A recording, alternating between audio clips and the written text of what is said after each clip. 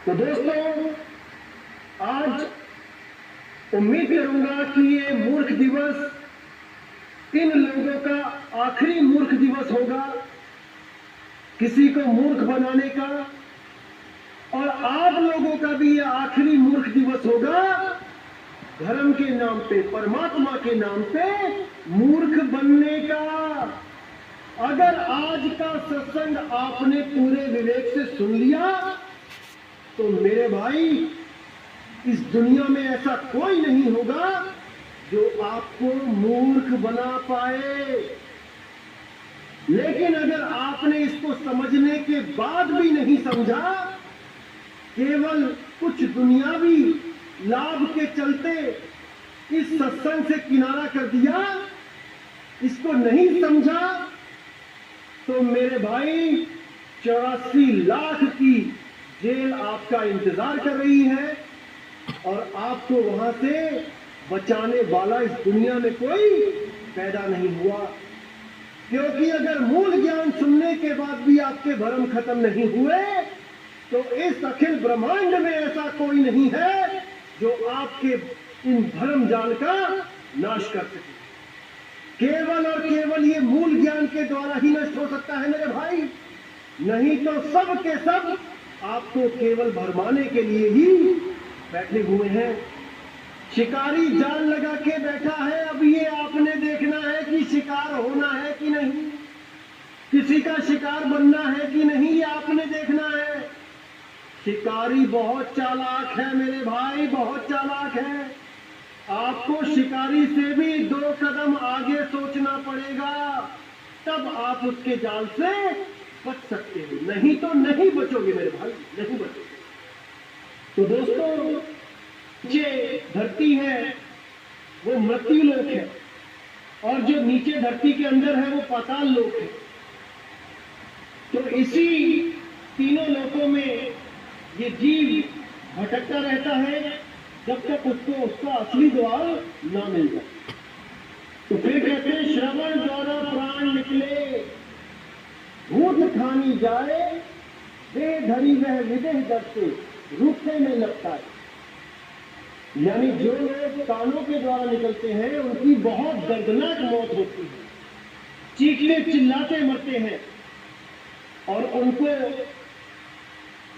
ये स्थूल देह भी नसीब नहीं होती। वो सूक्ष्म शरीरों में भटकते फिरते हैं एक पेड़ से दूसरे पेड़ पर। जैसे आपको पुरानी कहानियों में भी बताया जाता था कि जो भूत प्रेत होते हैं वो पीपल के पेड़ पे, बरगद के पेड़ पे होते हैं, आम के किसी पुराने पेड़ पे होते हैं। इसी तरह ये लोग जो कान से निकलते हैं, ये पेड़ पेड़ पे भटकते फिरते हैं, लोगों को परेशान करते हैं,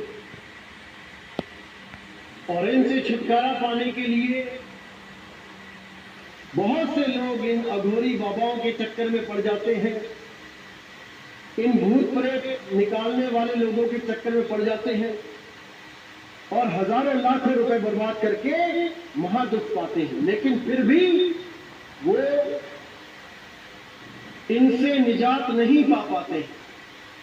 इन प्रेतों के चक्कर में सारी उम्र भ्रम में ही पड़े रहते हैं और अपना अनमोल जीवन नाश कर लेते हैं। जहां भी कोई कहता है कि उस बाबा के पास चले जाओ, उस बाबा के पास चले जाओ, वहां वहां धक्के खाते हैं, लेकिन फिर भी इस चीज से आजाद नहीं हो पाते हैं। क्योंकि ये भरम भूत सकल जग खाया, ये भरम भूत है भाई, ये ऐसे पीछे नहीं छोड़ता है। ये तब छोड़ता है जब आप सत्य शब्द में स्थिर हो जाते हो, जब आप सच्चे नाम का सिमरण शुरू कर देते हो, तब कोई भूत प्रेत आपके निकट नहीं आ सकता। लेकिन आपको पूरा विश्वास करके सिमरण करना पड़ेगा भाई, पूरा विश्वास करके। अगर 1% भी शंका होगी कि ये सिमरण करके ये बाधा हटेगी कि नहीं हटेगी, तो मेरे भाई नहीं हटेगी।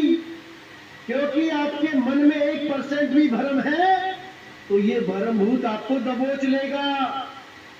इसीलिए मैं हर बार कहता हूं कि 100% होके आओ भाई, जिसने भी आना है।